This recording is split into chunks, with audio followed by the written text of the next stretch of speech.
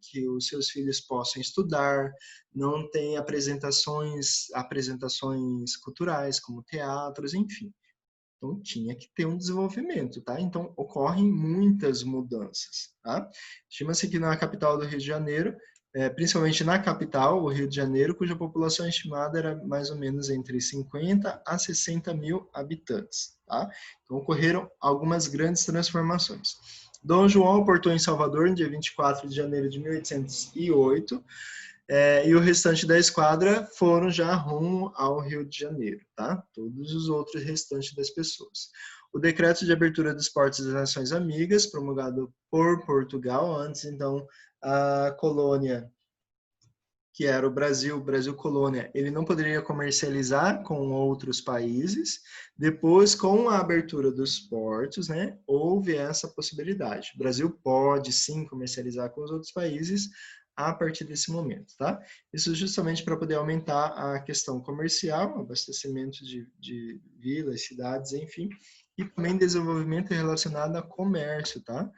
O rei português, então, ele já estava visando que a abertura dos portos possibilitaria, então, maior abertura e entraria mais dinheiro, tá? Falando a respeito dessas grandes mudanças que acontecem aqui na colônia, com a vinda de toda essa grande parte da população portuguesa, no Rio de Janeiro, como vocês viram há pouco, tinham entre 50 e 60 mil habitantes, e de repente chega a 16 mil pessoas. Aonde vamos abrigar todas essas pessoas? Nas escolas? Igual acontece quando tem enchente aqui no Brasil? Vou colocar todo mundo nas escolas. Não, todo mundo no poliesportivo. Vamos pôr todo mundo dentro da igreja. Não, é corte, são pessoas importantes, da amizade, próximos ao rei. Então, tem que ter um local que seja próprio para eles, tá? Para que as pessoas possam, então, ter um local e se sentir um pouquinho confortável, tá? A partir daí, houve um decreto, uma determinação da coroa portuguesa, aonde essas pessoas precisariam ceder suas casas, tá? Então, as casas que eram cedidas inicialmente começaram a ser os aristocratas, pessoas importantes da colônia que tinham dinheiro, tinha mais de uma casa, eles começaram a ceder casas que eles possuíam, que não iam utilizar, para a corte. Claro, é uma honra, né? Abrigar na sua casa pessoas que faziam parte da corte. Em outras situações, eles, como não tinham uma quantidade tão grande de pessoas cedendo suas casas, eles começaram a criar a determinação onde essas pessoas poderiam estar cedendo a casa ao príncipe regente. E aí tinham essas iniciais, as casas que eles escolhiam para abrigar a corte, estamos falando da coroa portuguesa já, tinha as iniciais P e R. Príncipe regente. Só que a população, vendo aquilo ali como sendo algo obrigado, né, tinha que ceder a casa para eles, criaram outro termo para a sigla. Eles entenderam. P e R é ponha-se na rua, tá? Seja jogado na rua, saia da sua casa e deixe, então, a corte poder abrigar, tá? Mas, na verdade, o P e R seria uma construção que estaria sendo cedida ao príncipe regente para que pudesse abrigar, então, a sua corte. Galerinha, aqui elementos que vão fazer com que a gente entenda o crescimento, né?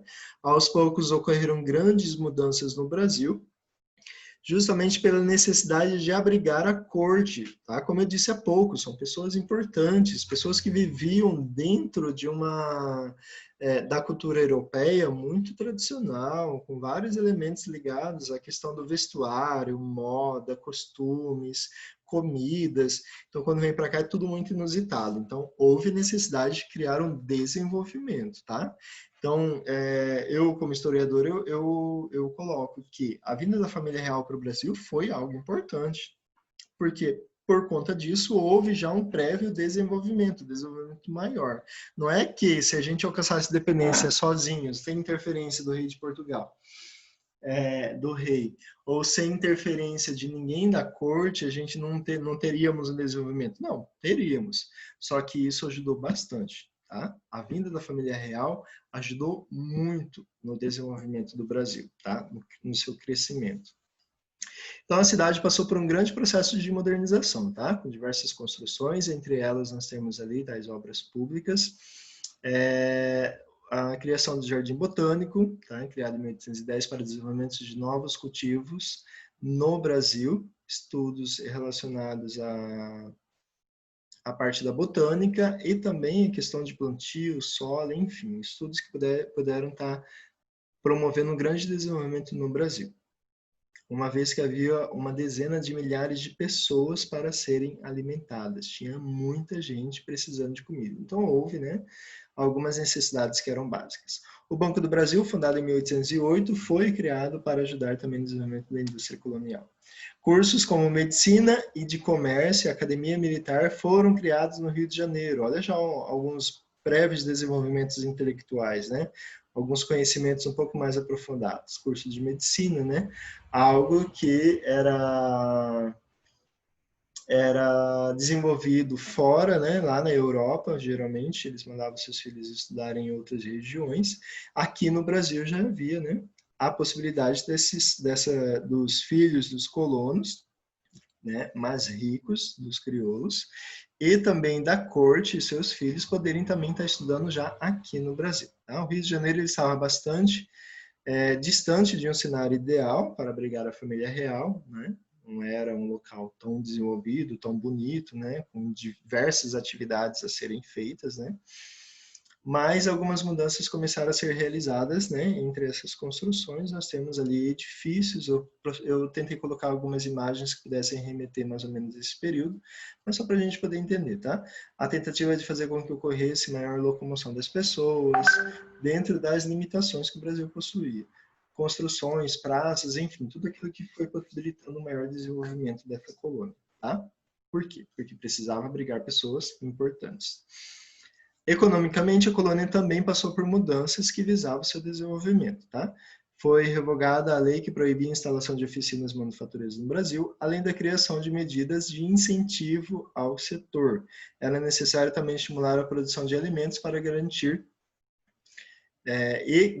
o transporte dessas mercadorias no território. Então, vamos produzir alimento? Vamos. Como que esses alimentos vão chegar até toda essa população? E a gente não está falando que toda a comida foi direcionada somente para a corte, tá? Mas, enfim, a sociedade foi crescendo, tendo um crescimento, né, um pouquinho mais vasto de pessoas e a necessidade das pessoas se alimentarem. Então, já que está plantando em uma determinada região do Brasil, como que vai transportar essa comida até chegar a essas regiões um pouco mais urbanas, ao Rio de Janeiro, Salvador, enfim.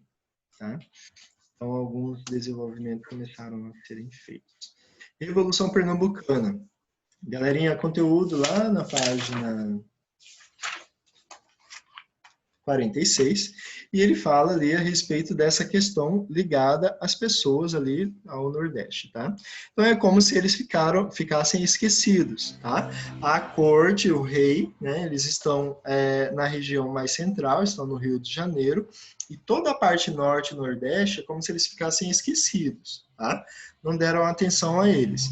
E aí não ocorreram investimentos, os pagamentos de impostos, investimentos, desenvolvimento para aquela região, porque não tinham pessoas importantes, tá? E automaticamente eles começaram a ficar esquecidos. Cobrava-se muito impostos e não tinha o retorno dos impostos. É a mesma reclamação que nós brasileiros fazemos na atualidade. A gente paga muitos impostos. O problema é pagar imposto? Não. O problema é que não tem o retorno devido. Tá? Então, para eles também. Tá? Então, os habitantes do Nordeste do reino, eles se sentiram profundamente prejudicados pela presença da coroa portuguesa. Pernambuco, especialmente a partir do século XVIII, protagonizou episódios de oposição ao controle metropolitano português. Eles não estavam gostando desse grande controle. Isso se deu justamente pela presença portuguesa, a presença da família portuguesa de toda a sua corte, significou o aumento dos impostos, tá? Por que vai aumentar os impostos? Porque tem que manter a corte, gente. A corte sobrevive de quê? De banquetes, de festas, comemorações, roupas compradas na Europa, tecidos. Então, para manter a corte, geralmente as pessoas que faziam parte da corte, próximos ao rei, muitos deles eram comissionados, ganhavam dinheiro para isso, eles recebiam pensões, tá? E aí, pensão, muitas vezes, a maioria das vezes vinha do pagamento dos impostos. Então, para manter todos eles, precisava cobrar cada vez mais os impostos, tá? Então, isso foi um dos fatores que acabou fazendo com que a sociedade pernambucana criasse várias revoltas, tá? Então, passou por uma série de dificuldades. Quais são as dificuldades passadas pelos pernambucanos? A queda do preço do açúcar e do algodão e o aumento do preço dos escravizados. Automaticamente, tudo isso repercute numa dificuldade que eles acabam tendo.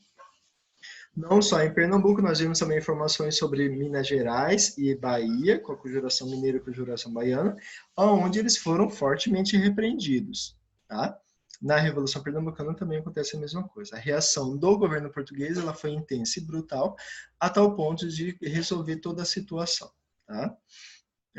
Foram mobilizadas tropas lusitanas, mais de 8 mil homens se deslocaram, né, do Rio de Janeiro para frear, para barrar essa revolução. Totalmente conseguido, tá? Os rebeldes foram rapidamente controlados e punidos. Vocês estão vendo um caído ali no chão, né? Traz a ideia de que realmente eles conseguiram abafar todo esse conflito. Página 47, vocês têm uma leitura de uma parte lá de texto. Página 47, tem um fragmento de texto, faça a leitura, interpretação e desenvolvimento dos exercícios letra A e letra B. Novamente, 5 minutinhos, a gente já faz a correção logo em seguida. Enquanto isso, eu vou procurar quais são os alunos que vão participar.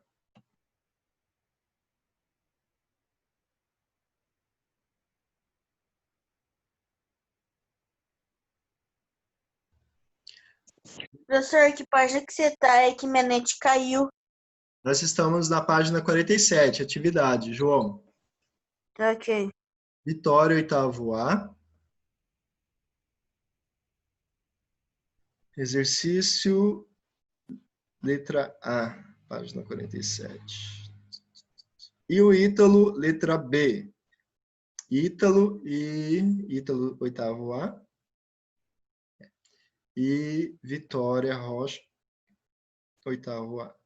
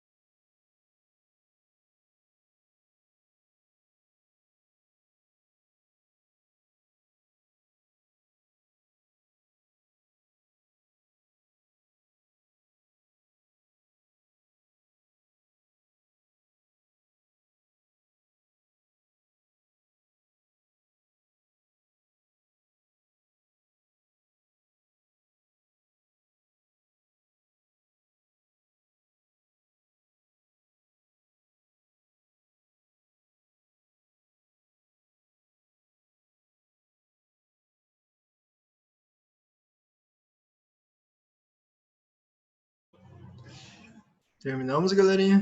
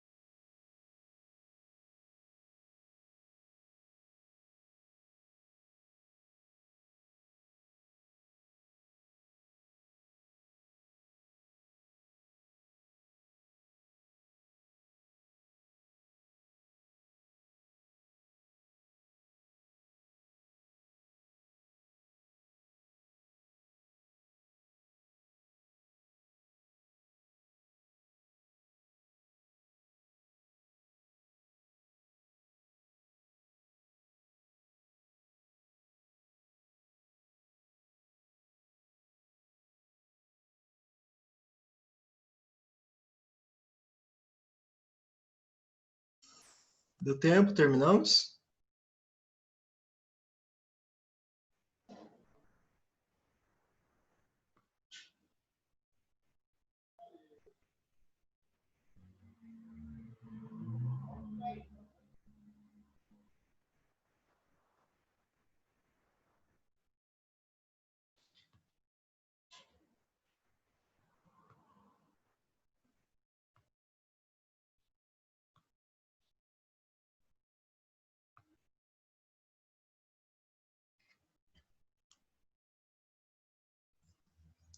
Terminamos. Quem que eu... Sabe que não. 2 minutinhos.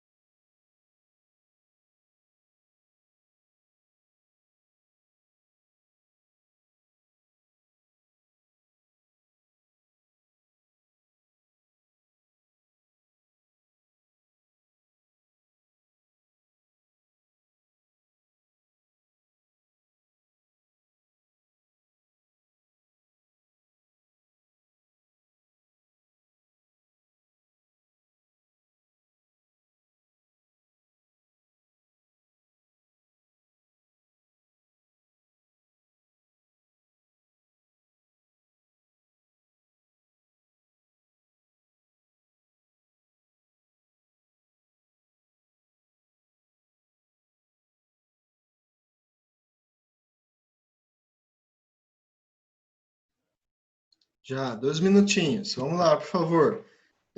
Vitória Rocha. Exercício. Página 47, exercício da letra A. Para ler ou pode falar só a resposta? Lê a pergunta e responde. Tá. O que significa dizer descolonização de consciência?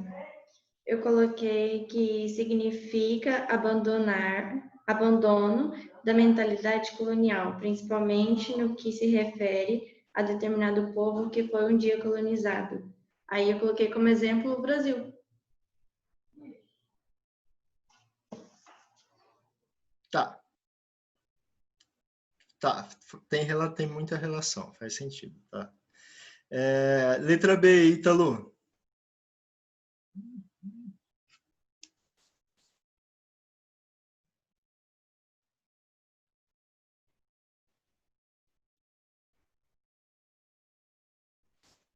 Ítalo.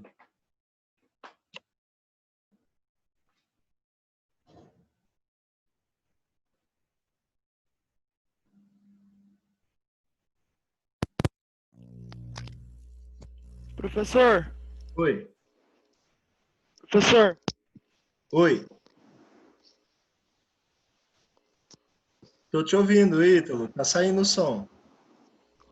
eu coloquei porque o ânimo da revolta já tinha se manifestado em outras ocasiões, como em 1710, Guerra dos Mascates. Da letra B? É,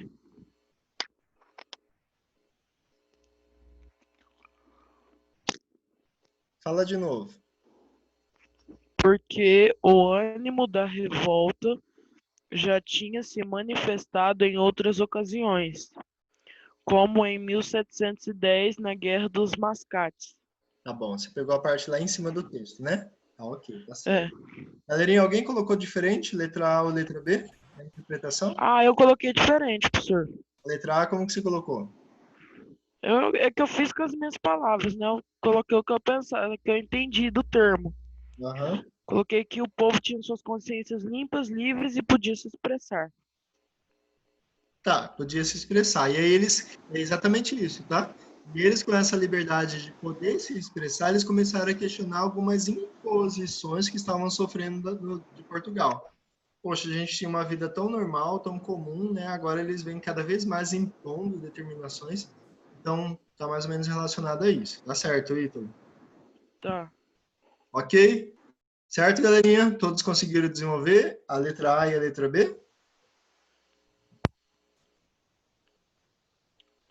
Na sequência, meu povo, falando a respeito de elementos ligados a essa questão.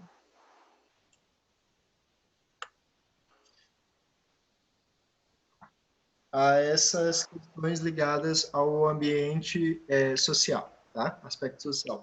O professor já comentou várias vezes com vocês que a gente consegue compreender um pouquinho mais fácil o conteúdo, porque a apostila ela vem separada de uma forma didática, né? Então tem separadinho todos os conteúdos que faz com que a gente possa fazer depois uma associação mais clara, tá? Mas nessa parte ele vai falar então a respeito de questões relacionadas ao aspecto social, tá? Nós sabemos que já existiam pessoas, colonos aqui no Brasil, promovendo seu desenvolvimento, crioulos, houve miscigenação com povos indígenas, com africanos, pessoas que eram nascidas em Portugal vieram para cá para poder fazer todo o processo administrativo da colônia, enfim, tinha seus cargos, tinha a elite, foi se desenvolvendo uma elite local, os grupos mais privilegiados, mas também nós temos a presença, por exemplo, a partir de agora, não só da corte, tá, dos europeus para cá obrigados, tá, os portugueses, mas também a presença africana, tá? Essa primeira parte ele vai falar a respeito das mulheres, tá? Os espaços públicos passaram a ser frequentados por mulheres, mulheres começaram, então altera totalmente a forma como eles já promoviam a sua convivência, tá? Não era tão comum a presença feminina nas ruas, e aí só que como os hábitos vão mudando, né, vem pessoas de fora, os portugueses, as mulheres começam a ter o hábito aí já de ocupar os espaços públicos, tá? Até então era mal visto, tá? Não era um hábito tão legal. As mulheres têm que ficar dentro de casa, fazendo bordado, cuidando dos filhos e não na rua. Como as europeias trazem essa cultura, vai sendo alterado cada vez mais, tá? E hábitos europeus foram também adotados, como o uso de roupas de lã, mesmo sobre o calor intenso, tá? Daqui do Brasil. Isso ocorre em outros motivos, porque a presença da coroa portuguesa aumentou o número de europeus que viviam aqui no Brasil em decorrência das campanhas de imigração. Cada vez mais aumentava o número de europeus, os europeus tinham os hábitos e costumes, isso era trazido com eles e aos poucos, cada vez mais passou a ser inserido no ambiente do Brasil, tá? No ambiente social. A presença de africanos, tá? Escravizados era um aspecto que mais chamava a atenção dos europeus ao chegarem à capital, ao ponto de se referirem à zona portuária da cidade como uma pequena África, de tantos africanos que chegavam aos portos, tá? principalmente a gente está falando do Rio de Janeiro, no Porto de Portugal. Eles viram tantos africanos chegando, só que, claro, houve também uma preocupação, porque lá no Haiti os escravos tomaram, né, tomaram o país, dominaram, fizeram uma revolta, então houve também uma preocupação, está aumentando muito o número de escravos aqui no Brasil, vai que uma hora dessa isso também acontece, tá? Houve uma preocupação com esse número exorbitante de escravizados também. No começo do século XIX, o reaquecimento da economia açucareira fez com que aumentasse a necessidade da mão de obra indígena. Então, os escravos que foram trazidos da África foi justamente para suprir essa necessidade. E muito mais pessoas, a economia começou a ter um crescimento, o Brasil começou a comercializar com outras civilizações, outros povos, houve a necessidade de ter mão de obra. Vai tirar mão de obra de onde? Escrava, não precisa gastar com pagamento, né? Tudo de graça, você só vai comprar escravo e mantê-lo com ração, coisa pouca. Tá? E por isso acabou tendo um crescimento tão grande do número de escravizados. Falando a respeito da Revolução Liberal do Porto e a regência de Dom Pedro. Galerinha, começaram a ocorrer algumas pressões muito grandes, tá, dos portugueses lá em Portugal. A gente sabe que Napoleão Bonaparte invadiu Portugal e ele se fez presente lá com toda a influência francesa. Só que lá a elite portuguesa, as pessoas que ainda restaram, que ficaram em Portugal, que trouxeram só mais ou menos 16 mil pessoas, ainda ficaram muitas pessoas em Portugal, eles aos poucos começaram a ver a permanência de Dom João aqui no Brasil, algo que não refletia de uma forma tão positiva. E a Revolução Liberal do Porto é justamente isso. Portugal começou a se manifestar contra a presença da família real aqui no Brasil e começou a exigir, não, volta para Portugal. Você é um rei português, tem que voltar para Portugal, dominar e controlar Portugal. Você largou a gente aqui, né? Passamos um perrengue com Napoleão e você vai ficar aí até quando? Aí, automaticamente, sob essa pressão tão grande, o rei, então, decide retornar para Portugal. Tá? Só que ao retornar a Portugal, também crises aqui no Brasil, crise lá em Portugal, ele decide voltar para Portugal. Quando ele decide voltar para Portugal, ele então deixa o seu filho sob a ideia do regime de regência, tá? Ou seja, até que ele alcance a maioridade, que ele alcance então a possibilidade dele poder governar o Brasil, dá início ao processo de regência. São pessoas que vão governar o Brasil até que Dom Pedro, então, alcance a maioridade. Então, existiam outros governantes que pudessem estar controlando um pouquinho mais o governo, já que Dom João VI acabou sendo obrigado a voltar para Portugal. Em 1821, Dom João VI, temeroso em perder o trono português, ele se viu obrigado a retornar para a Europa e deixou seu filho Dom Pedro como regente do Brasil. Só que ele como regente, até alcançar a maioridade, demorou um pouquinho. Tá? E aí, por fim, alcança a maioridade, começa a ter controle do Brasil.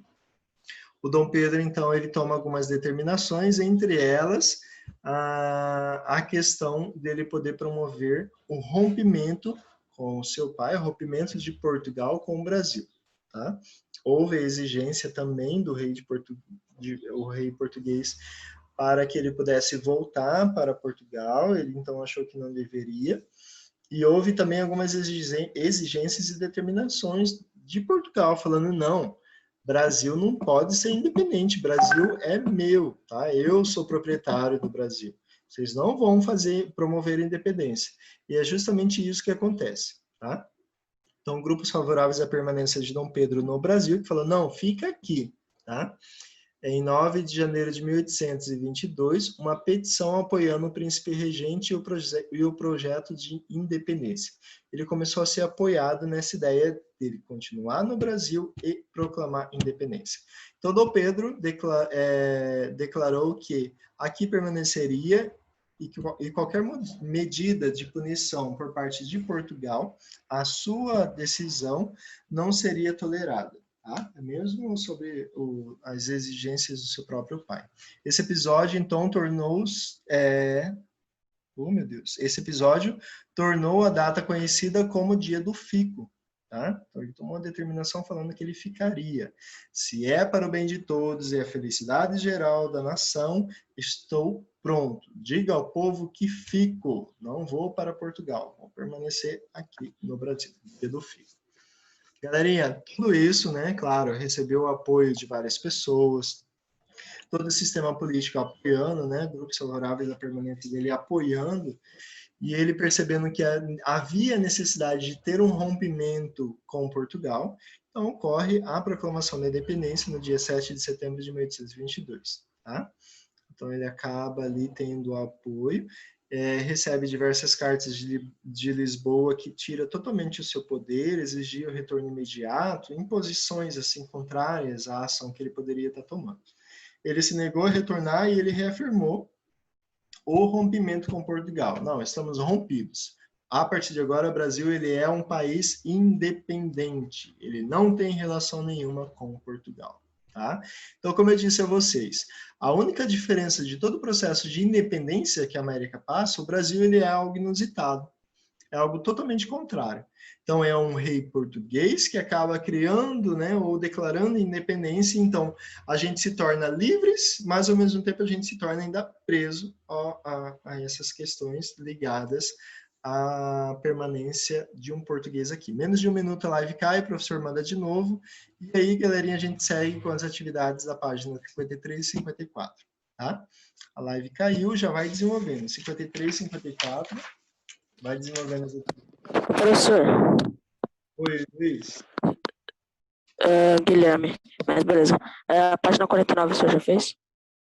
A 49 e a 50, o professor vai deixar como tarefa, tá? 49 e 50. Como tarefa? Tá. Tarefa. Mas se não der tempo, tá? Se der tempo, a gente ainda... Não vai dar tempo, porque ainda tem o CA. Mas aí eu vou deixar como tarefa, tá? Professor, Oi, Ana. o senhor vai fazer a correção da página 26 e 27 e